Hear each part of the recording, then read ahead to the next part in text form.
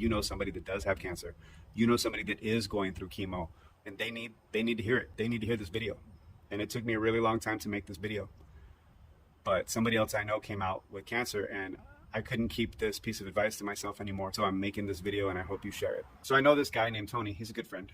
I hadn't seen him in about 4 to 5 years. And he heard the grapevine that I came down with cancer, and he immediately called me.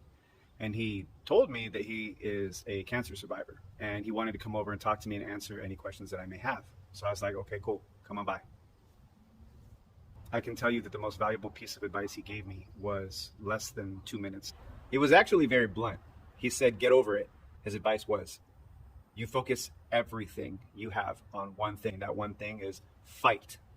Fight in any way, shape, or form. All your mental and emotional energy is focused on one thing, and that's your fight. He also said, get close to God, because you can fight this cancer alone, or you can fight this cancer with God by your side. And I got to tell you, I don't know where I would be without that advice. And don't spend your mental capacity and your emotional energy divided amongst a bunch of different things. Like, how did I get cancer? Why did I get cancer? Why me? Why did God let this happen to me? You know, all of my financial issues that are going to come about this, or all of the friends that I can't hang out with, all of the things that I can't do temporarily. You start thinking about all these things, you climb inside your head, and you just scramble into eggs. Every day he used to wake up, crawl out of bed, go to the shower, turn on the shower so that his kids would not hear him cry.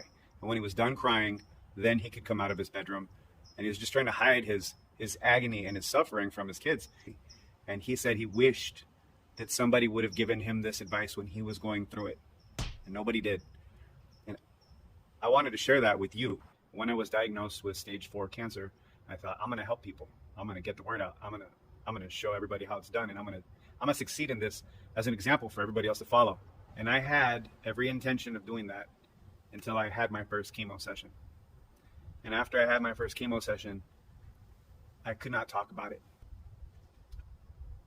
I did not want to make this video or share my story with anybody.